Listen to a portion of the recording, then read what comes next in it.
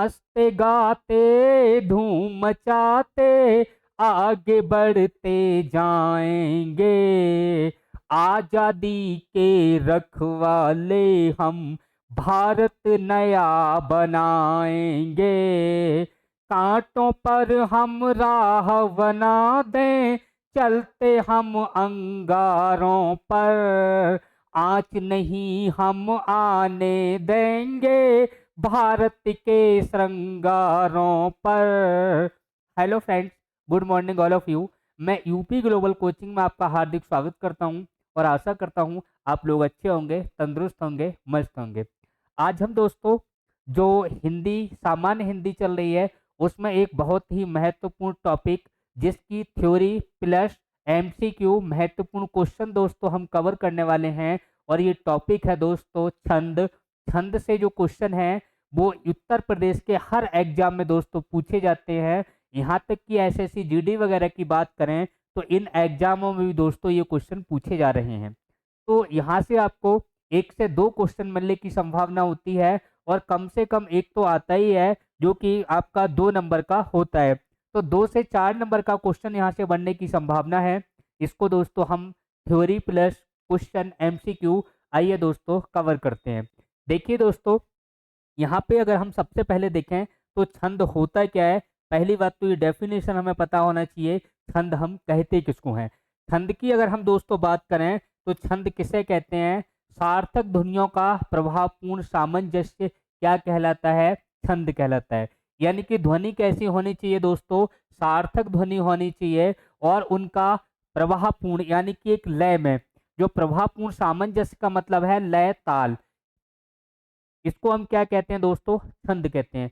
फिर से आप सुनिए दोस्तों, सार्थक ध्वनियों का प्रवाहपूर्ण सामंजस्य या लय को हम क्या कहते हैं? छंद कहते हैं। नेक्स्ट क्वेश्चन बनता है दोस्तों कि छंद का उल्लेख सर्वप्रथम किस ग्रंथ में मिलता है?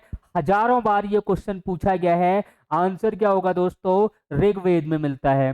कहाँ मिलता है दोस्तों? ऋग्वेद में मिलता है। नेक्स्ट क्वेश्चन जो दोस्तों पूछा गया है, क्योंकि जिस तरीके से क्वेश्चन ये पूछे गए हैं उस तरीके से ही मैं यहाँ पे लिख के लाया हूँ जिससे आपका टाइम बर्बाद ना हो, क्लास आपकी जल्दी कवर हो जाए और सारी बातें दोस्तों आपको अच्छे से क्लियर हो जाएं। तो छंद का उल्लेख सर्वप्रथम किस ग्रंथ में मिलता है दोस्तों? ऋग्वेद के अंदर मिलता है। नेक्स्ट क्वेश्चन बनता है हमारा कि छंद शास्त्र के दोस्तों जनक कौन है?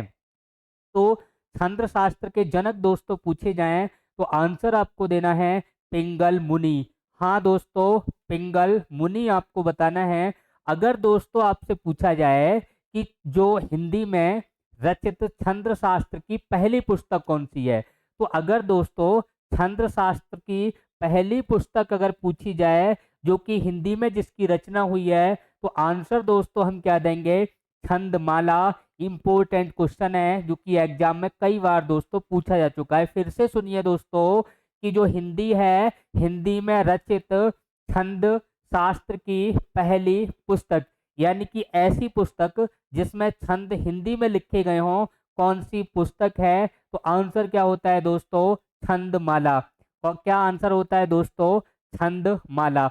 दूसरा आप देखिए, अगर आपसे पूछा जाए कि छंद शास्त्र के जनक पिंगल मुनि हैं और पिंगल मुनि जिस छंद शास्त्र के जनक हैं उस दोस्तों छंद शास्त्र को पिंगल शास्त्र भी कहा जाता है। इसको क्या कहा जाता है दोस्तों? छंद शास्त्र को पिंगल शास्त्र भी कहा जाता है। ये भी दोस्तों हमें ध्यान रखना है। अगर हमसे पूछा जाए छंद शास्त्र के जनक पिंगल मुनि, अगर दोस्तों पूछा जाए पिंगल शास्त्र के जनक पिंगल मुनि, हिंदी में रचित प्रथम छंद शास्त्र की रचना अगर पूछी जाए आंसर होगा छंदमाला। और रचनाकार अगर पूछे जाए तो आंसर होता है दोस्तों केशव दास। आंसर क्या होता है दोस्तों? केशव दास। जो छंदमाला पुस्तक है ये दोस्तों किसने लिखी है? केशव दास ने इसकी रचना की है दोस्तों, ध्यान रखना है। आइए दोस्तों आगे बढ़ते हैं। छंद से किस तरीके से क्वेश्चन पूछे गए हैं उस तरीके से ही दोस्तों हमें कवर करने हैं। सबसे पहला प्रश्न बनता है कि छंद के अंग कितने हैं। दूसरा प्रश्न बनता है छंद के प्रकार कितने हैं। तीसरा प्रश्न बनता है कि छंद है दोस्तों उस छंद की पहचान हम किस तरीके से करते हैं। बात समझ में आ गई? पहला छंद के प्रकार, दूसरा छंद जो है उसके अंग कितने हैं। तीसरा दोस्तों, जो छंद आपको दे रखा होगा उसमें छंद का नाम पूछा होगा कि पहचान हम किस तरीके से करें, और इन्हीं पे दोस्तों हमें क्या करना है, डिस्कशन करना है। अगर दोस्तों हम बात करें छंद के प्रकार, तो छंद 3 प्रकार के होते हैं दोस्तों। कौन से प्रकार के? 3 प्रकार के। पहले छंद कौन से? जो मात्रक छंद कहलाते हैं। मात्रक का मतलब क्या होता है कि जिनमें हम मात्राओं की गणना करते हैं। दूसरे छंद होते हैं दोस्तों वर्णिक छंद, या वार्णिक छंद इसको कहा जाता है। इसमें दोस्तों हम वर्णों की गणना करते हैं। किसकी गणना दोस्तों? वर्णों की गणना करते हैं। तीसरा होता है दोस्तों मुक्तक छंद। कौन सा? मुक्तक छंद। मुक्तक छंद का मतलब है जहां पे ना तो दोस्तों मात्राओं की गणना की जाती हो और ना ही दोस्तों वर्णों की गणना की जाती हो, यानी ऐसा छंद जो मात्रा और वर्णों से मुक्त हो। क्या हो दोस्तों? मुक्त हो। क्या कहलाता है? मुक्तक छंद कहलाता है। क्लियर हुआ? पहली बात, छंद क्या होता है? तो सार्थक ध्वनियों के प्रभावपूर्ण सामंजस्य को दोस्तों हम क्या कहते हैं? छंद कहते हैं। दूसरा, छंद की पहली पुस्तक तो आप जिसमें छंद मिलते हैं, छंद का उल्लेख मिलता है ऋग्वेद। दूसरी बात, जो छंद शास्त्र पुस्तक है उसके लेखक कौन है? पिंगल मुनि। छंद शास्त्र के जनक कौन है दोस्तों? पिंगल मुनि। छंद शास्त्र को किस नाम से जानते हैं? पिंगल शास्त्र के नाम से। हिंदी में रचित छंद शास्त्र की पहली पुस्तक छंदमाला। दोस्तों लेखक इसके कौन है? केशव दास। नेक्स्ट, छंद के प्रकार कितने हैं? तब आंसर कितना होगा दोस्तों? 3 टाइप हैं। और 3 टाइप कौन कौन से हैं? जिसमें छंद के प्रकार 3 प्रकार कौन कौन से हमें ध्यान रखने हैं? एक तो मात्रिक, दूसरा वर्णिक, तीसरा मुक्तक। अगली बात, छंद के अंग अगर पूछे जाएं तो 8 आपको बताने हैं। कितने दोस्तों? 8। ये 8 कौन कौन से हैं? पहला देखिए चरण। चरण कहते हैं दोस्तों पद के लिए, यानी कि जो छंद दे रखा है उसमें कितने पद दे रखे हैं, कितनी जगह है। ये कॉमा लगा के जो चौपाई वगैरह होती है उसमें 4 पद होते हैं, तो इस तरीके से कहीं 2 पद होते हैं। कुछ छंद ऐसे होंगे जिसमें दोस्तों आपको 6 पद मिलेंगे। क्लियर हुआ? तो जो पद होते हैं, भाग होते हैं छंद के, उनको क्या कहा जाता है? जहां एक बात पूरी हो वो पद हो गया, दूसरी बात शुरू हो जाती है तो उन्हें हम क्या कहेंगे? पद। उनको अभी दोस्तों एग्जाम्पल से हम समझते हैं। दूसरा देखिए वर्ण। वर्ण या मात्रा, यानी कि जो मात्राओं को हम गिनते हैं मात्रिक छंद में, वर्णों को गिनते हैं दोस्तों वर्णिक छंद में। जिसमें दोस्तों मात्रा या वर्ण किसी को नहीं गिना जाता, वो कौन सा छंद होता है? मुक्तक छंद होता है। क्लियर हुआ? यति कहते हैं दोस्तों कॉमा के लिए, यानी कि जहां पे जो कॉमा लगा हो, और कॉमा क्यों लगता है दोस्तों? रुकावट के लिए, ठहराव के लिए। ठहराव, जहां हम थोड़ी देर रुकते हैं बोलते बोलते, वहां कॉमा लगता है। और कॉमा का अर्थ ही दोस्तों, जो विराम चिन्ह होते हैं, विराम चिन्ह का अर्थ ही क्या होता है? ठहराव होता है, रुकना होता है। तो यति हम कॉमा को ही कहते हैं, ठहराव को ही कहते हैं। गति का मतलब दोस्तों लय, यानी कि कहीं जो बात है वो तेज आवाज में कही जाती है, कहीं आवाज धीमी आवाज से, कहीं दोस्तों स्पीड धीमी रखी जाती है, कहीं स्पीड तेज रखी जाती है छंदों को बोलते समय, उसको हम क्या कहते हैं दोस्तों? गति कहते हैं। यति का मतलब समझ में आ गया दोस्तों? यति का मतलब होता है कॉमा, कॉमा का मतलब ठहराव या रुकना। अगर हम गढ़ की बात करते हैं दोस्तों, तो गढ़ इसमें 8 होते हैं, और ये गढ़ सूत्र है किसने दिया? थोड़ा इसको मैं क्लियर कर दूं। अगर दोस्तों मैं गढ़ सूत्र की बात करूं तो गढ़ सूत्र किसने दिया? अगर मैं गढ़ सूत्र को देखूं तो आपको ध्यान रखना है, गढ़ सूत्र, गढ़ सूत्र जो दिया वो किसने दिया था दोस्तों? तो ये बात आपको ध्यान रखनी है, भरत मुनि ने दिया। किसने दिया दोस्तों? भरत मुनि ने। गढ़ सूत्र के जनक पूछे जाएं तो आंसर क्या होगा? भरत मुनि। गढ़ सूत्र के जनक कौन दोस्तों? जनक। अगर दोस्तों कहूं मैं भरत मुनि, इन्होंने कौन सा गढ़ सूत्र दिया, तो गढ़ सूत्र आपको दोस्तों ध्यान रखना है, और वो कौन सा है बताइए। अगर गढ़ सूत्र आपने पढ़ा हो, सुना हो, तो फटाफट आप बताइए दोस्तों। या माता राजभान सलगा। क्या है? या माता राजभान सलगा। लिखिए दोस्तों, या माता राजभान सलगा। क्या ध्यान रखना है दोस्तों? या माता राजभान सलगा। अब देखिए, ये जो गढ़सूत्र 8 कौन कौन से हैं, ये एक यहाँ पे सूत्र हो गया, और यहाँ पे गढ़सूत्र अगर हम देखेंगे तो कितने हैं दोस्तों? 8, और 8 के 8 इसी से निकल के आए हैं। गढ़सूत्र पूछे जाएं तो गढ़सूत्र कितने हैं, यानी गढ़ पूछे जाएं तो गणों की संख्या कितनी है?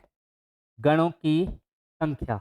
अगर गणों की संख्या की बात करें दोस्तों तो गण की संख्या कितनी है 8। और गढ़ सूत्र कौन सा है, या माता राजभान सलगा। अब देखो दोस्तों यहाँ पे कौन कौन से हैं उनको मैं लिख रहा हूँ। एक तो होता है यगण, या से शुरू होगा।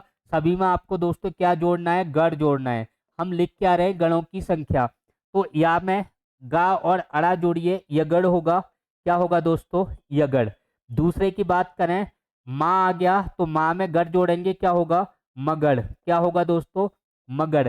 तीसरा देखें दोस्तों, तीसरा ता से शुरू होगा तो क्या हो जाएगा, तगड़। क्या हो जाएगा, तगड़। चौथा देखें दोस्तों तो रा से शुरू होगा, क्या होगा दोस्तों, रगड़। क्या होगा दोस्तों, रगड़। अगर हम पांचवा देखें तो पांचवा जा से शुरू होगा दोस्तों, क्या हो जाएगा, जगड़। क्या, जगड़। छठा देखें दोस्तों तो भा से शुरू होगा, भगड़ होगा दोस्तों। क्या होगा, भगड़। सातवां देखें दोस्तों तो किससे शुरू होगा, ना से शुरू होगा तो क्या हो जाएगा, नगड़। अगर आठवां देखें तो किससे शुरू होगा, सा से शुरू होगा, क्या होगा, सगड़। क्या होगा दोस्तों, सगड़। क्लियर हुए, 8 के 8। बस सूत्र ध्यान रखना है, और इस तरीके का क्वेश्चन आए कि निम्न में कौन सा गढ़ है कौन सा नहीं है, तो ये फॉर्मूला आपको पता होना चाहिए, या माता राजभान सलगा। अब देखो दोस्तों, हम सा तक आ गए। अब यहाँ पे ला और गा बचा, इसका क्या मतलब है, इसको हम देख लेते हैं दोस्तों। ला का मतलब होता है दोस्तों लघु। क्या मतलब होता है, ला का अर्थ क्या होता है दोस्तों इसमें, लघु। और गा का अर्थ क्या होता है दोस्तों, गुरु। क्या होता है, गुरु। लघु में दोस्तों एक मात्रा होती है जो इस तरीके से लगती है, और गुरु में दोस्तों दो मात्राएं होती हैं जिसको हम एस टाइप लिखते हैं। ऐसे लिखते हैं दोस्तों, एस टाइप। इनकी गणना किस तरह करते हैं, वो गणना अब ये करेंगे दोस्तों, अभी आपको सब समझ में आएगा। क्लियर हुआ यहाँ पे, गर्भ सूत्र आपको समझ में आ गया। गर्भ सूत्र किसने दिया, भरत मुनि ने। गर्भ सूत्र है क्या, यमाता राजभान सलगा। और गण, इससे गण निकल के आते हैं। और गण कितने प्रकार के हैं, कितनी है संख्या इनकी, 8 है। कौन कौन सी है वो मैंने आपको दोस्तों बता दिए। पूरा सूत्र दोस्तों क्लियर। नेक्स्ट देखते हैं, आगे देखिए दोस्तों। छंद हमने देखे अभी, पहचान हम अभी देखेंगे। तो यहाँ पे छंद की हम बात कर रहे थे दोस्तों। छंद में क्या हो रहा था कि छंद मैंने 3 टाइप के बताए थे। एक मात्रिक छंद था, दूसरा वर्णिक छंद था, और तीसरा दोस्तों मुक्तक छंद था। प्रत्येक पे अभी हम बात करेंगे। पहले हम बात करेंगे दोस्तों मात्रिक छंद। किसकी बात करेंगे, मात्रिक छंद। मात्रिक छंद का मतलब जिसमें दोस्तों मात्राओं की गणना की जाती हो उसे क्या कहते हैं, हम मात्रिक छंद कहते हैं। मात्रिक छंद की हम बात करें दोस्तों तो ये 3 प्रकार का होता है। मात्रिक छंद कितने प्रकार के होते हैं दोस्तों, 3 प्रकार के। Very important question. मात्रिक छंद के टाइप पूछे जाएं तो कितने दोस्तों, 3 टाइप, जो आपको ध्यान रखने हैं। कौन कौन से दोस्तों, एक तो सम्मात्रिक, दूसरा अर्ध सम्मात्रिक, तीसरा दोस्तों विषम मात्रिक। कौन सा, सम्मात्रिक, अर्ध सम्मात्रिक, और तीसरा विषम मात्रिक। सम्मात्रिक में दोस्तों क्या होता है, अभी मैंने आपको बताया कि थे कि चौपाई वगैरह होती है, दोहा वगैरह, इनमें कितने चरण होते हैं, 4 चरण होते हैं। और प्रत्येक चरण में दोस्तों मात्राएं अगर बराबर बराबर हों, प्रत्येक चरण में मात्राएं बराबर बराबर हों तो क्या हो जाएगा दोस्तों, सम्मात्रिक। दूसरा है अर्ध सम्मात्रिक। अर्ध सम्मात्रिक का मतलब क्या है कि जो 4 पद हैं उनमें से 2 यानी आधे जो पद हैं वो समान हो, वो क्या होगा, अर्ध सम्मात्रिक हो जाएगा। यानी 4 में से 2 समान है, 2 अलग तरीके से समान है। जैसे मान लो पहले और तीसरे जो पद है उसमें अगर 11-11 मात्राएं हैं, दूसरे और चौथे पद में दोस्तों कैसी मात्राएं हैं, 13-13 हो गई। तो यहाँ पे देखो पहले और तीसरे पद में दोस्तों 11-11 मात्राएं हैं, तो पहले के समान तीसरा है। दूसरे और चौथे पद में अगर 13-13 मात्राएं हैं तो दूसरे के समान चौथा है। तो यहाँ पे आधे दोस्तों समान हो गए, वो 11 हो गए इसलिए समान हो गए। आधे 2 बचे उनमें 13-13 मात्राएं होंगी, वो समान हो गए। इसका मतलब सभी पद समान नहीं होते हैं, आधे पद समान होते हैं, इसलिए हम इसको क्या कहते हैं, अर्ध सम्मात्रिक छंद कहते हैं। विषम मात्रिक, जिसमें प्रत्येक पद में जो मात्राएं हैं वो प्रत्येक पद में ही दोस्तों अलग अलग हों, प्रत्येक पद में मात्राएं अलग अलग हों। जो 4 पद हैं चारों में से किसी में भी समान ना हो तो वो क्या कहलाएगा, विषम मात्रिक। क्लियर हो गया, चारों पदों में या सभी पदों में मात्राएं जहां समान होती हैं, सम्मात्रिक। जो पद दे रखे हैं उनमें से आधे पदों में मात्राएं समान हो, अर्ध सम्मात्रिक। जो पद दे रखे हैं उनमें किसी में भी मात्राएं समान ना हो, विषम मात्रिक। क्लियर, आगे देखते हैं दोस्तों सम्मात्रिक छंद। सम्मात्रिक छंद कौन कौन से हैं, इनकी कोई संख्या फिक्स नहीं है, लेकिन जो एग्जाम में पूछे गए हैं वो सारे के सारे मैं आपको करा रहा हूँ, बता रहा हूँ। ये क्लास आपको अच्छी लगे तो इसको लाइक और शेयर करें और चैनल को सब्सक्राइब जरूर करें दोस्तों। देखिए दोस्तों, सममात्रिक छंद में आपको 6 टाइप पढ़ाने वाला हूँ और इसको याद करने की जो ट्रिक है, फॉर्मूला है, वो आपको ध्यान रखना है। सरसी और आल्हा 4 गीत हरि के, सरसी और आल्हा 4 गीत हरि के, यानी कि सरसी कौन सा छंद है, सममात्रिक। आल्हा कौन सा छंद है, सममात्रिक।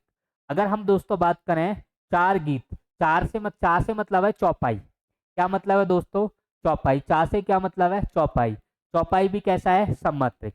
आर से बात यहाँ पे चार, रा जो आया, रा से मतलब है दोस्तों रौला। चौपाई, रोला, गीतिका और हरिगीतिका। देखिए दोस्तों फटाफट, सरसी 27 मात्राएं होती हैं, आल्हा 31 मात्राएं होती हैं। चार, चार से मतलब है, चार से मतलब दोस्तों चौपाई।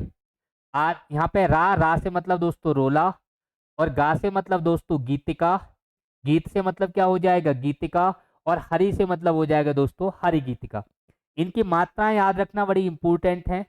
उनको हम किस तरीके से याद रखें, चौपाई में कितनी मात्राएं होती हैं दोस्तों, 16, यानी प्रत्येक पद में कितनी कितनी मात्राएं मिलेंगी, 16 16 मिलेंगी, क्या कहलाएगा, चौपाई।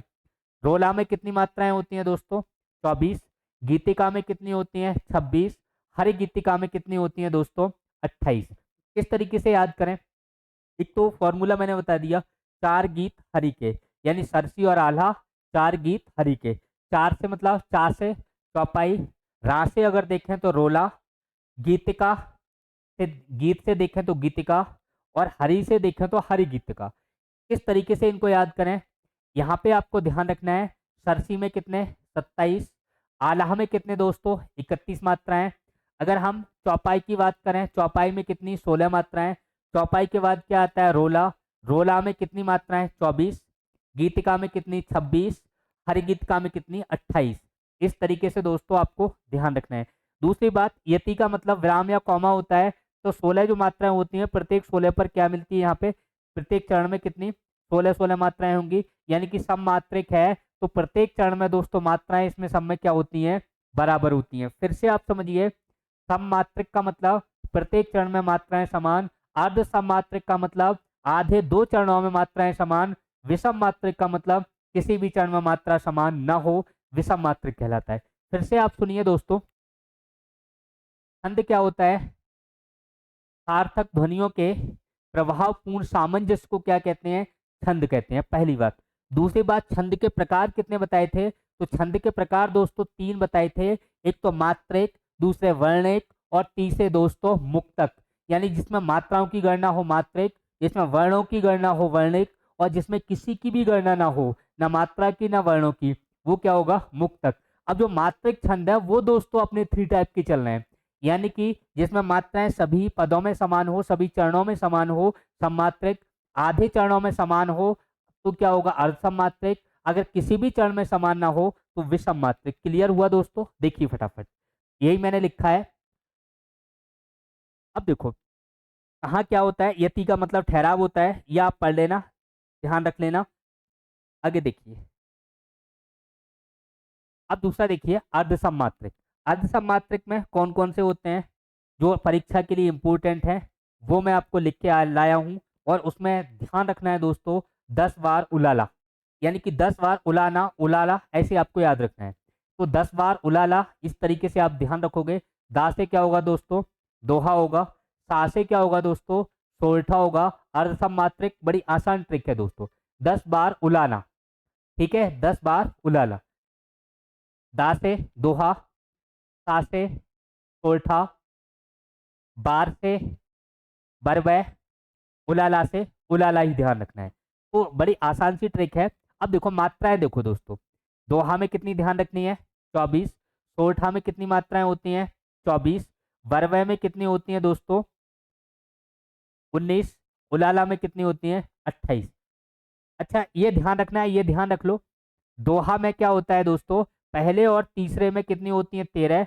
दूसरे और चौथे में कितनी होती है, 11। सोरठा दोहा का दोस्तों उल्टा, यानी कि दोहा का उल्टा अगर पूछा जाए, बहुत बार पूछा गया क्वेश्चन है, दोहा का उल्टा सोरठा, और सोरठा का उल्टा क्या होता है दोस्तों, दोहा। यानी कि अर्ध सम्मात्रक में अगर पूछा जाए उल्टा, दोहा का सोरठा और सोरठा का दोहा। जबकि आप देखोगे दोहा का उल्टा अगर हम देखें या सोरठा का उल्टा देखें तो आपको कुछ और भी देखने को मिलेगा। और क्या मिलेगा दोस्तों, देखो यहाँ पे जो रोला है, रोला के समान छंद कौन सा है दोस्तों, सोरठा है।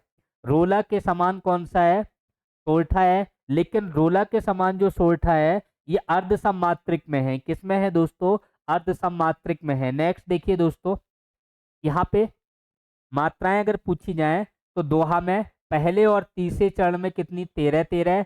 दूसरे और चौथे चरण में दोस्तों 11-11। सोरठा में ठीक इसका उल्टा, इसमें पहले और तीसरे में 11, ये कितनी है 11, और इसमें पहले और तीसरे में कितनी है दोस्तों 13। इसी तरीके से इसमें दूसरे और चौथे में 11 हैं, और इसमें दोस्तों दूसरे और चौथे में कितनी हो गई 13। यानी ये वाली मात्राएं यहाँ पहुंच गई और ये वाली यहाँ। कहने का मतलब सोरठा दोहा का उल्टा, दोहा का उल्टा सोरठा, सोरठा का उल्टा दोस्तों दोहा। बरवे की बात करें तो बरवे में दोस्तों पहले और तीसरे चरण में कितनी मात्राएं होंगी, 12। पहले और तीसरे चरण में 12 होंगी, दूसरे और चौथे चरण में दोस्तों 7 मात्राएं होंगी। अगर दोस्तों हम उलाला की बात करें तो उलाला में पहले और तीसरे चरण में दोस्तों 15 मात्राएं, दूसरे और चौथे में दोस्तों 13 मात्राएं, और कुल मात्राएं देखें तो 15 और 13 दोस्तों 28। ये भी दोस्तों आपको ध्यान रखना है। नेक्स्ट देखिए दोस्तों, विषम मात्रिक छंद। मैंने अभी आपको बताया था विषम मात्रिक का, जिसमें जो चरण दे रखे हैं उनमें सभी में मात्राएं अलग अलग हों, क्या होंगे, विषम मात्रिक। अब विषम मात्रिक छंद है दोस्तों, तो ये जो बनते हैं ये अर्ध सम्मात्रिक और जो सम्मात्रिक है उनको आपस में मिलाते हैं। यानी हमने अभी क्या क्या पढ़े थे दोस्तों, सम्मात्रिक पढ़े थे और अर्ध सम्मात्रिक पढ़े थे। जो अर्ध सम्मात्रिक है और सम्मात्रिक है उनको आपस में मर्ज कर दिया जाए, मिला दिया जाए दोस्तों, तो क्या बनेगा दोस्तों, विषम मात्रिक बनेगा। कैसे बनेगा उसको हम देखते हैं। इनमें आपको दो ध्यान रखने हैं दोस्तों, कुंडलिया ध्यान रखना है और छप्पे ध्यान रखना है। कैसा, कुंडलिया और छप्पे। अगर दोस्तों हम कुंडलिया की बात करें तो कुंडलिया में आपको ध्यान रखना है कि जो कुंडल हैं दोस्तों ये बहुत कीमती होते हैं, और कुंडल जो कीमती होते हैं दोस्तों तो इनको कोई छीन ना ले, इनको कोई चुरा ना ले। तो ये दोस्तों बड़े संभल के रखे जाते हैं बक्से में। क्या रखे जाते हैं, कुंडल। कुंडल जब आदमी पे होते हैं तो आदमी को कुंडल से मतलब गहना, और जब कुंडल होंगे तो दोस्तों डर बना रहेगा। क्या बना रहेगा दोस्तों, डर बना रहेगा। और डर में आपको डी आर लिखना है, डी से मतलब दोहा, आर से मतलब दोस्तों रोला। यानी कि डर जो बना रहेगा कुंडल में, तो डर बना रहेगा, बस इतना ध्यान रखना है। तो डी से आप दोहा और आर से मतलब रोला, यानी कि दोहा और रोला को जब आप मिलाओगे तो कुंडलिया बनेगा। क्या बनेगा दोस्तों, कुंडलिया बनेगा। इसी तरीके से छप्पे, अगर छप छप देखें तो किसमें होती है, पानी में। छप छप किसमें होती है दोस्तों, पानी में। और पानी पीने लायक अच्छा पानी कौन सा होता है, आरओ का पानी। कौन सा पानी दोस्तों, आरओ। आर से हम बात करें तो रोला, ओ से बात करें तो दोस्तों उलाला। यानी कि आरओ को मिलाएं तो क्या बन जाएगा, छप्पे बन जाएगा। ओ से क्या है दोस्तों, उलाला, और आर से क्या है, रोला। ये रोला और उलाला को मिलाएं तो कौन सा छंद बनेगा दोस्तों, छप्पे बनेगा।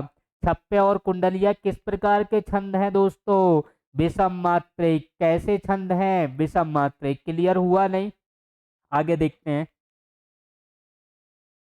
अब आ गया वर्णिक। वर्णिक का मतलब जिसमें वर्णों की गणना होती हो। क्या दोस्तों, जिसमें वर्णों की गणना होती हो। पिछले वाले में क्या थी दोस्तों, मात्राओं की गणना थी। इसको देखते हैं। इसमें दोस्तों जो आपको ध्यान रखने हैं, इंपोर्टेंट छंद है घनाक्षरी। क्या है दोस्तों, घनाक्षरी। कैसा छंद है, यहाँ पे वर्णिक छंद है। अब ये घनाक्षरी दो तरह के होते हैं दोस्तों, एक तो रूप घनाक्षरी और दूसरा दोस्तों देव घनाक्षरी।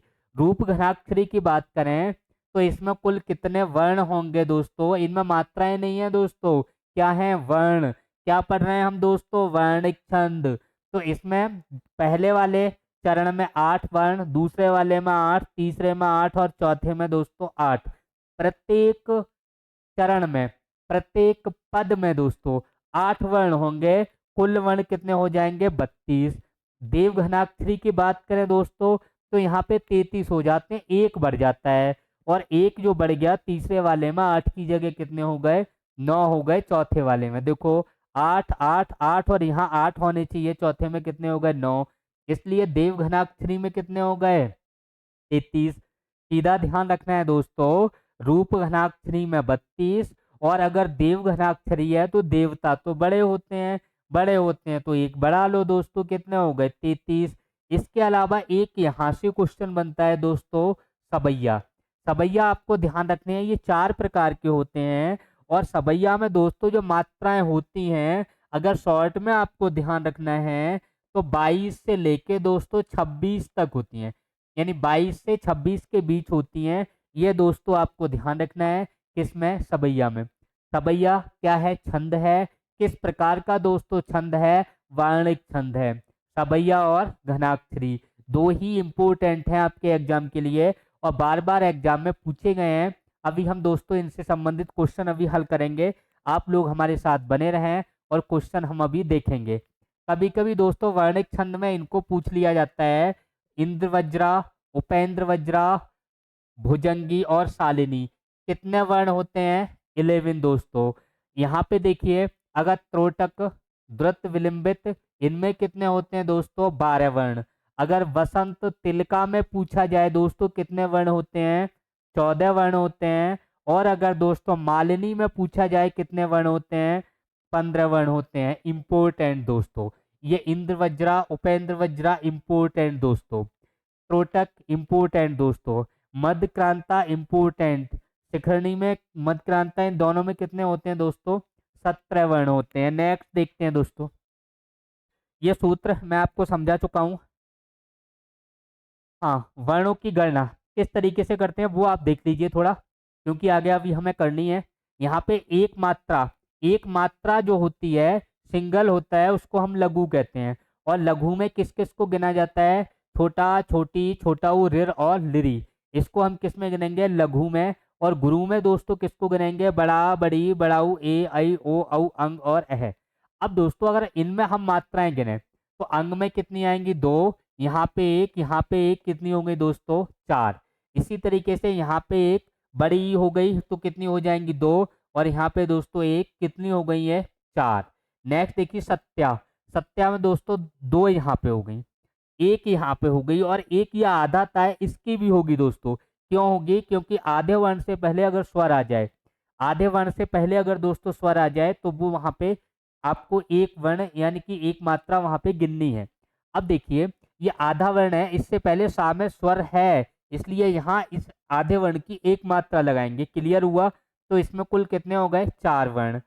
संपर्क में देखिए दोस्तों, एक इसका, इसमें आधे वर्ण से पहले यहाँ स्वर है तो एक इसका दोस्तों, और किसका होगा यहाँ पे दोस्तों बताइए। देखो एक इसका हो गया, ये आधा वर्ण है, इससे पहले ये है तो इसको गिना जाएगा। पा की बात करें तो पा को गिना जाएगा, और पा से ये आधा वर्ण है, ये रा है, रेप पर लगा हुआ, ये रा है, ये आधा वर्ण है, इससे पहले इसमें स्वर है तो एक दोस्तों इसका लगेगा और एक दोस्तों इसका का लगेगा। कितने हो गए 1 2 3 4 5, कितने वर्ण 5।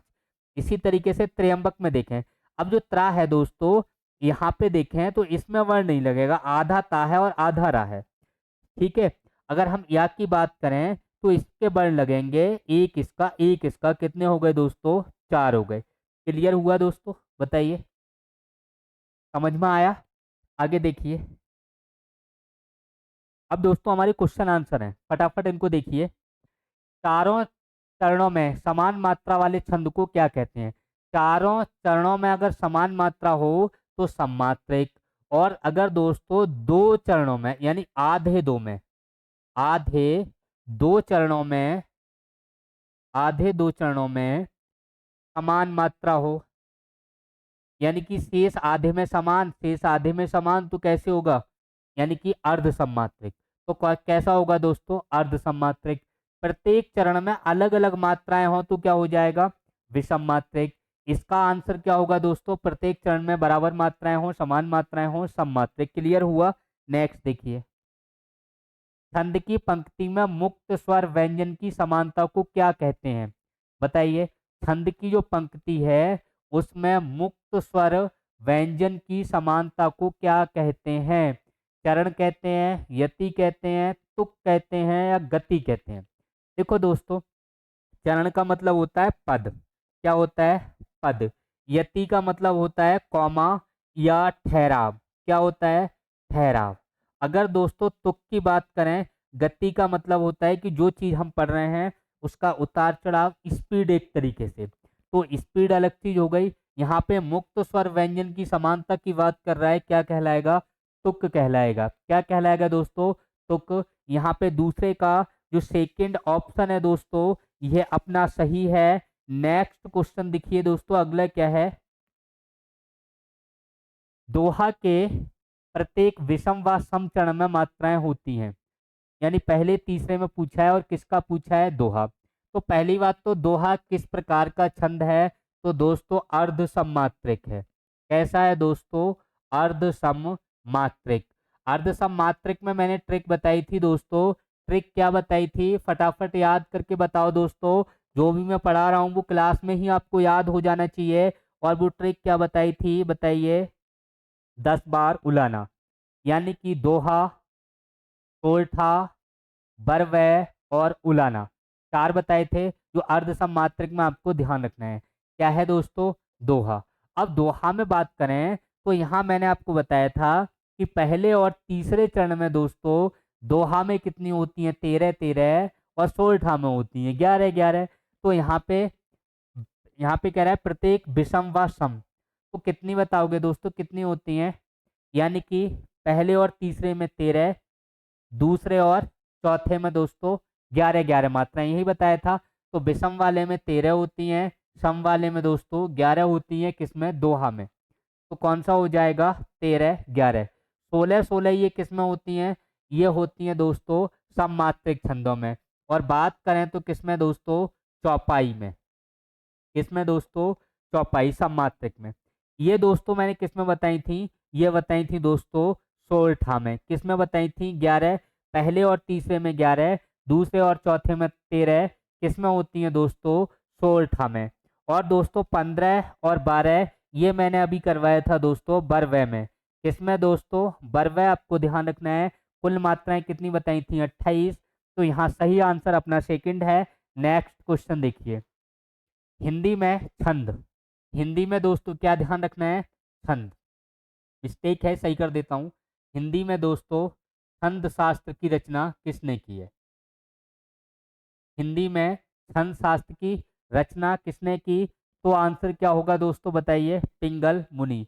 यहाँ क्या पूछा है? हिंदी में छंद शास्त्र की प्रथम रचना। बताइए दोस्तों।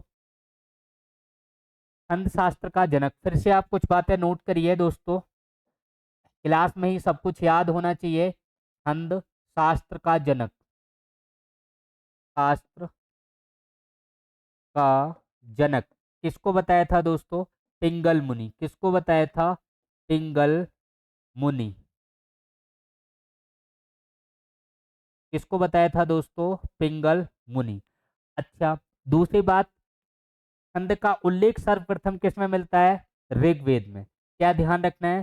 सर्वप्रथम, सर्वप्रथम छंद का उल्लेख मिलता है।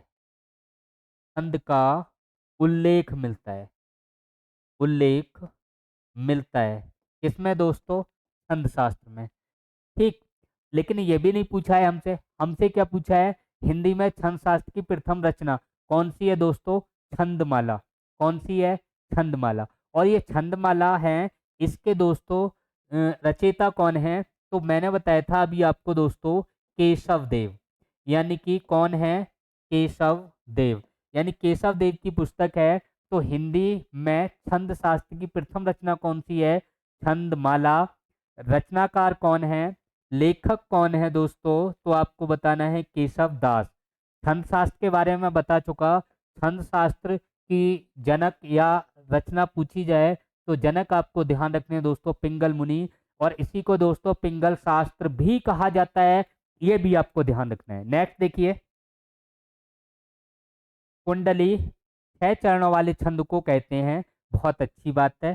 इसके प्रत्येक चरण में कितनी मात्राएं होती हैं? बताइए फटाफट। कुंडली 6 चरणों वाले छंद को कहते हैं और इसके प्रत्येक चरण में कितनी मात्राएं होती हैं? फटाफट दोस्तों इस क्वेश्चन का आप आंसर दीजिए, बताइए। पूछा हुआ क्वेश्चन है, इंपोर्टेंट है, कितनी बताओगे? 24। अब देखो 24 जो हैं वो और किसी में भी होते हैं, बताइए। 24 और किस में होती हैं? इसका आंसर कुंडली 6 चरण वाली है, 6 चरण है और प्रत्येक चरण में कितनी होती हैं दोस्तों? 24 होती हैं। क्लियर हुआ?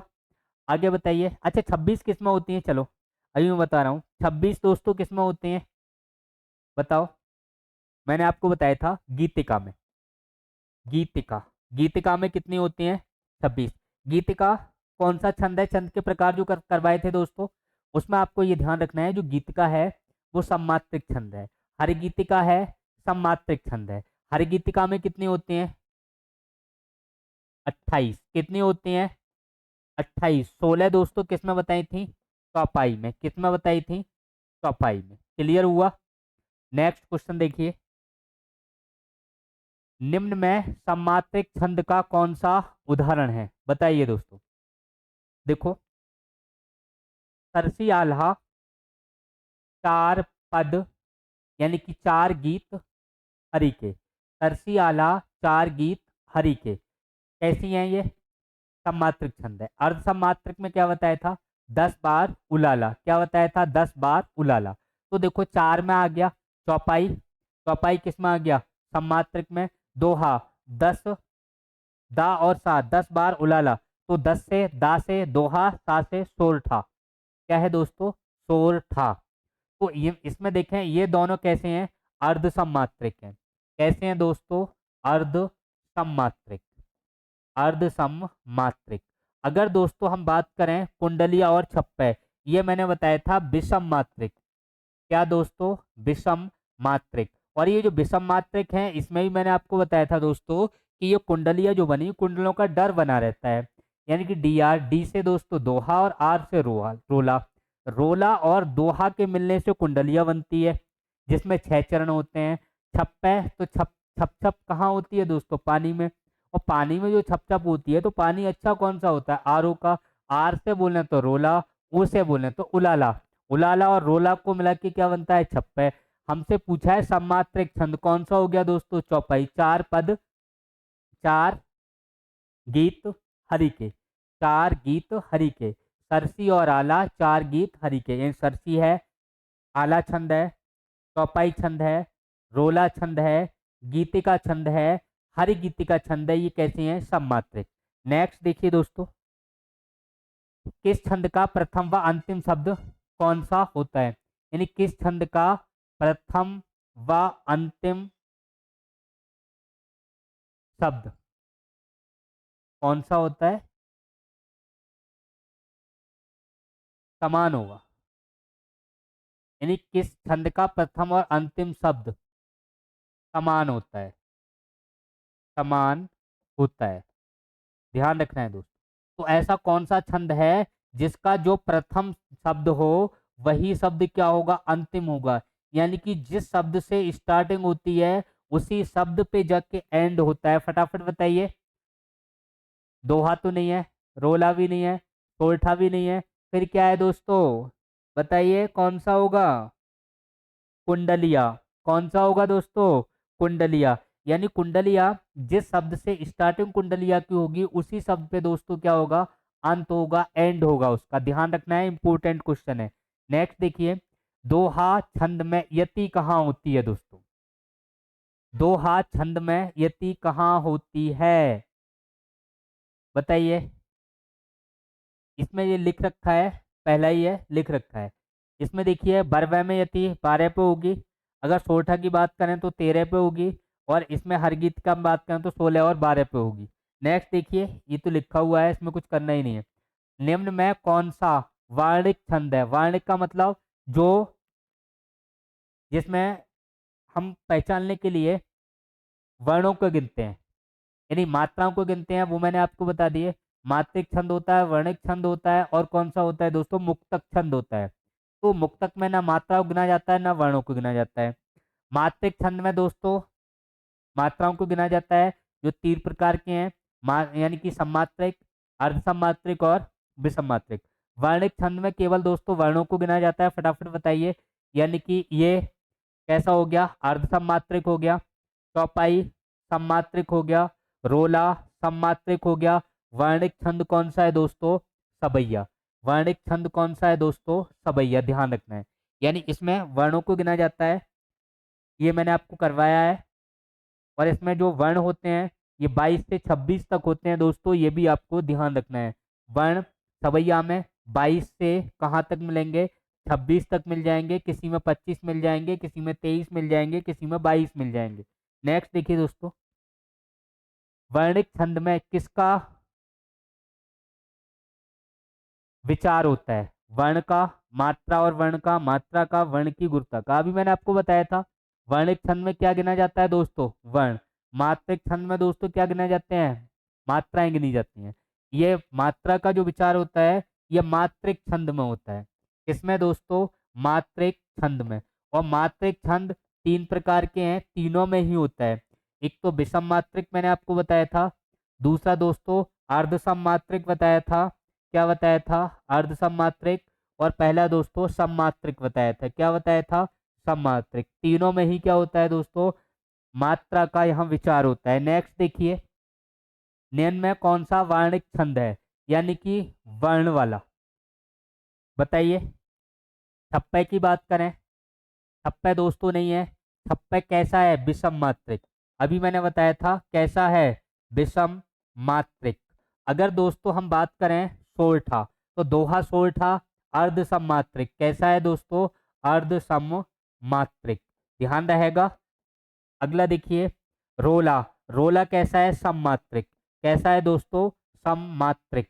तो कौन सा बचा दोस्तों, उपेंद्र वज्रा, कौन सा बचा, उपेंद्र वज्रा। नेक्स्ट देखिए, वर्णिक छंदों में गण कितने होते हैं, तो गण मैंने आपको बताए थे 8 होते हैं। कितने होते हैं, 8। और 8 गढ़ सूत्र जो भरत मुनि ने दिया, या माता राजभान सलगा। फिर से एक बार देख लीजिए, या माता राजभान सलगा, क्या है, या माता राजभान सलगा। यानी कि यगण, कौन सा यगण, मगड़ तगड़ रगड़ जगड़ झगड़ भगड़ नगड़ और सगड़। कितने हो गए, 8। 1 2 3 4 5 6 7 8।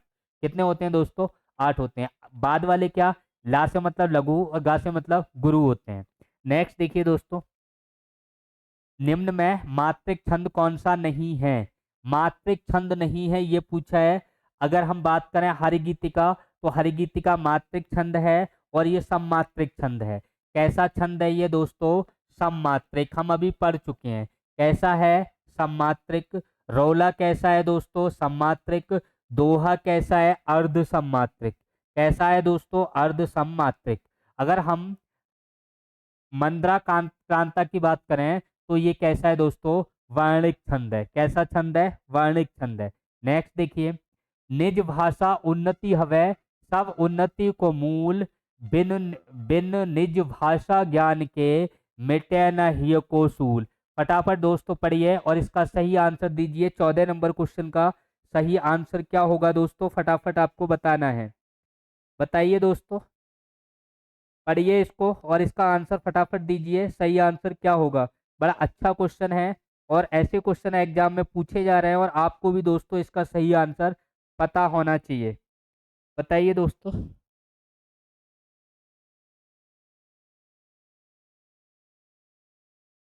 देखो, पहचान करने का तरीका दोस्तों यह है कि दोहा में कितनी मात्राएं होती हैं,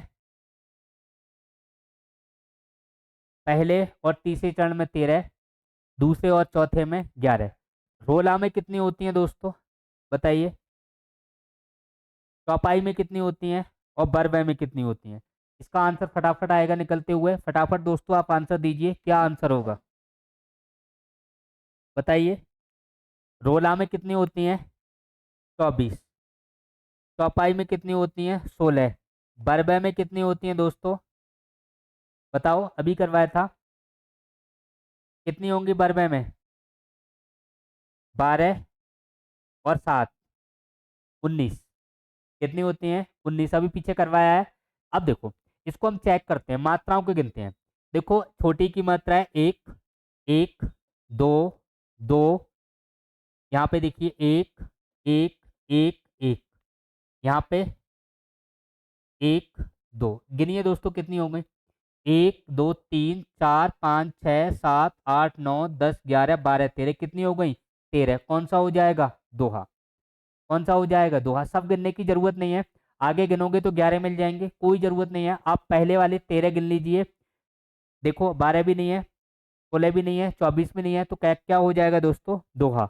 नेक्स्ट देखिए, या लकुटी अरु कामरिया पर राज तिहु पुर को तज डारं में प्रयुक्त छंद है कवित, सवैया, बरबै, सोठा। फटाफट इनकी मात्राएं लिखो, कितनी कितनी है, अभी आपको समझ में आ जाएगा दोस्तों। फटाफट देखिए।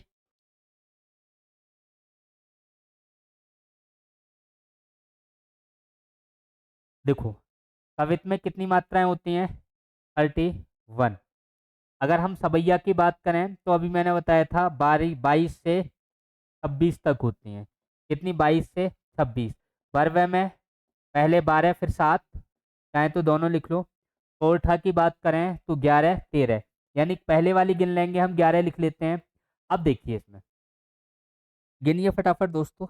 ये आप देख रहे हैं तो इसमें दोस्तों यति कहीं नहीं है, कॉमा कहीं नहीं है। अब कॉमा कहीं नहीं है तो दोस्तों 12 तो होना नहीं है। ठीक है, अब गिन के देखते हैं इसको। देखो, इसमें वर्णों को गिनिए आप। किसको गिना है? वर्णों को।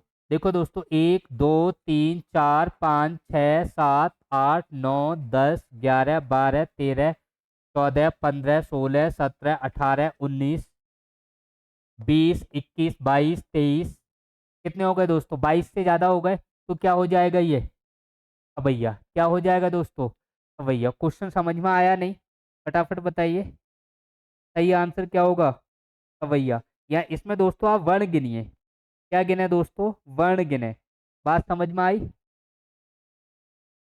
बताइए दोस्तों, क्लियर हुआ नहीं? यानी कि कहीं अगर जैसे ना, अगर कोठा वगैरह होता, बरवे वगैरह होता, तो यहाँ यति होती है, कहीं ना कहीं कॉमा होता लगा, कॉमा कहीं लगा नहीं है। तो सीधा आपको ध्यान रखना है, वर्ण गिनना है। क्या हो जाएगा? सवैया। अगर 31 वर्ण आते, कितने? 31 वर्ण, तो ये किस में होते हैं दोस्तों? कवित में होते हैं। नेक्स्ट देखिए, सुन सिय सत्य असाम हमारी, पूज है मन कामना तुम्हारी। अब देखो दोस्तों, इसमें चौपाई में कितनी मात्राएं होती हैं दोस्तों? 16। दोहा में 13, 11 आपको ध्यान रखना है, तो पहले वाले में 13 आपको ध्यान रखना है। सोरठा में पहले 11 फिर 13। बरबे में पहले 12 फिर 7। क्लियर हुआ? अब आप देखिए, यहाँ पे देखते हैं हम, एक, एक, एक, एक, एक, एक, एक, एक, दो, एक, एक, दो, दो। गिनिए दोस्तों फटाफट। 1, 2, 3, 4, 5, 6, 7, 8, 9, 10, 11, 12, 13, 14, 15, 16। कितनी हो गई? 16। क्या होगा? चौपाई। क्लियर हुआ नहीं? दूसरी बात आप सुनिए दोस्तों, यानी कि अगर कहीं एक ट्रिक आपको बता दे रहा हूं जिससे आपको दिक्कत ना हो। अगर किसी ऑप्शन में दोस्तों, अगर ऑप्शन में चौपाई लिखा हुआ आ जाए, क्या आ जाए दोस्तों? चौपाई लिखा हुआ है, तो ऐसी स्थिति में चौपाई जो होती है उसमें अंत में दो गुरु होते हैं। अंत में क्या होते हैं दोस्तों? दो गुरु होते हैं। क्या होते हैं? दो गुरु। दो गुरु यानी इस तरह के, ये अंत में दो गुरु मिल जाए, वो क्या होगी? चौपाई होगी। बस सिर्फ इतना ध्यान रखना है, बाकी मात्राएं नहीं गिननी है। क्लियर हुआ? नेक्स्ट देखिए। हाँ, इसमें गिनो दोस्तों। गिनते हैं। दोहा में कितनी लानी है? पहले 13। कोठा में कितनी लानी है? 11। रोला में कितनी लानी है? 24। चौपाई में कितनी लानी है? 16। देखिए दोस्तों फटाफट, एक, एक, एक, एक, एक, एक, दो, दो, एक, दो, दो, एक। आगे मत गिनो, यहीं तक रहने दो। पहली लाइन गिन लेते हैं। देखो, 2, 3, 3 और 2 5, 5 और 2 7, 8, 9, 10, 11, 12, 13। कितनी हो गई? 13। क्या हो गया दोस्तों? दोहा। क्लियर? बताइए दोस्तों। नेक्स्ट देखिए। हाँ, श्री गुरु चरण सरोज रज निज मन मुकुर सुधार। कोई बात नहीं, देखो बरवे में कितनी पहले 12, रोला में कितनी 24, दोहा में कितनी दोस्तों 13, सोरठा में पहले कितनी 11। फटाफट गिनिए दोस्तों। 3 2 1 2 1 1 1 1 2 1 1 1। गिनो दोस्तों, कॉमा आ गया, कॉमा तक रहने दो। 1 2 3 3 2 5 6 7 8 9 10 11 12 13। कितनी हो जाएंगी दोस्तों 13। फटाफट इसमें गिनिए कितनी हो गई बताइए। 18 नंबर क्वेश्चन, सही आंसर क्या होगा दोस्तों दोहा। क्या होगा दोस्तों दोहा। बात समझ में आई। आगे गिन लीजिए, आगे गिनना चाहो तो देखो 1 2 1 1 1 1 1 1 1 1 1 2 3 4 5 6 7 8 9 10 11। कितनी होंगी 11। तो दोहा में कितनी होती हैं 13 और 11। पहले और तीसरे पद में 11, यानी पहले और तीसरे पद में दोहा में 13, और दूसरे और चौथे में कितनी दोस्तों 11 मात्राएं। चौथा में इसका उल्टा होता है। नेक्स्ट देखिए, दोहा छंद में कितने चरण होते हैं। दोहा छंद में चरण है 4 2 अनेक। दोहा में दोस्तों दो मत बताना, दोहा में भी कितने चरण होते हैं दोस्तों 4 होते हैं। जैसे हमने दोहा में अभी देखा, दोहा में पहले और तीसरे चरण में कितनी कितनी मात्राएं 13 13। दूसरे और चौथे चरण में कितनी मात्राएं दोस्तों 13, यानी 11 11 मात्राएं। पहले और तीसरे में 13, दूसरे और चौथे में 11 मात्राएं किसमें होती है दोहा में। इसका मतलब चरण कितने हो गए 4। नेक्स्ट क्वेश्चन देखिए, मंगल भवन अमंगल हारी द्रभुंसु दशरथ अजर बिहारी। फटाफट बताइए इसका आंसर कितना आ रहा है। देखो दोस्तों चौपाई आ गया, लास्ट में चेक करते हैं। दो गुरु हैं, ठीक है, आंसर क्या हो जाएगा चौपाई। अभी ट्रिक मैंने बताई थी, जिसमें अंत में दो गुरु आ जाए वो क्या होगा दोस्तों चौपाई होगा। बात क्लियर हो गई दोस्तों, बताइए नहीं। आगे देखिए, राम कथा सुन छर करतारी संशय बिहग उड़ावन हारी। फटाफट इसका आंसर दीजिए। 11 नंबर का दोस्तों, 11 नहीं 21 है। फटाफट दोस्तों इसका आंसर दें, बताइए। मैंने अभी आपको बताया था चौपाई अगर ऑप्शन हो तो लास्ट वाला चेक करके देख लो, दो गुरु आ जाएं, दो गुरु जिसमें आ जाए वो क्या होगा दोस्तों चौपाई। क्या होगा चौपाई। बाकी आप करके देख लो फटाफट, कोई दिक्कत नहीं है। नेक्स्ट देखिए, किस छंद के प्रथम व तृतीय चरण में 12 12 मात्राएं, द्वितीय चरण में 7 7 मात्राएं। अभी मैंने आपको बताया था दोस्तों किसमें होती हैं बताइए। जगन 12 और 7 किसमें बताया था दोस्तों बरबे में। किसमें बताया था बरबे में। क्लियर हुआ नहीं। आगे देखिए, अवधि सिल का उर पर था गुरु भार तिज तिज काट रही थी दग जलधार। फटाफट बताइए दोस्तों क्या आंसर होगा 23 नंबर का।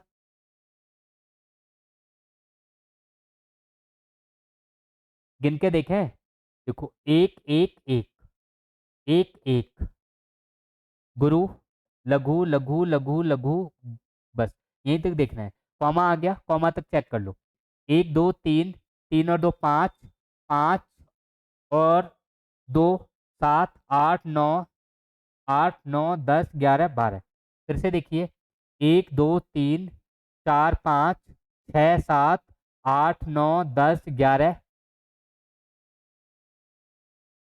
सिल्का उर पर अवधि सिल्का, इसमें कुछ मिस्टेक है दोस्तों, 12 होंगी इसमें। कितनी होंगी दोस्तों 12। अवधि शिला का, यहाँ पे ये मिस्टेक है। क्या है दोस्तों शिला, तो यहाँ पे कितनी हो जाएंगी 2। कितनी हो गई इसमें 12। और 12 किस में आती है दोस्तों बरबे में। गीतिका में कितनी आती है दोस्तों 26। हरि गीतिका में कितनी आती है 28। सोरठा में कितनी आती है 11 13। चौपाई में कितनी आती है दोस्तों बताइए 16। कितनी आती है 16। रोला में कितनी आती है 24। क्लियर। नेक्स्ट देखिए, मंगल करण कलमल हरण तुलसी कथा रघुनाथ की। इस पंक्ति में कौन सा छंद है दोस्तों बताइए फटाफट। देखो गीतिका में कितनी मात्राएं बताई थी दोस्तों 26। रोला में कितनी बताई थी 24, हरिगीतिका में कितनी बताई थी? 28, और मालिनी में कितनी होती हैं? बताइए दोस्तों, फटाफट इसका सही आंसर दीजिए। मालिनी में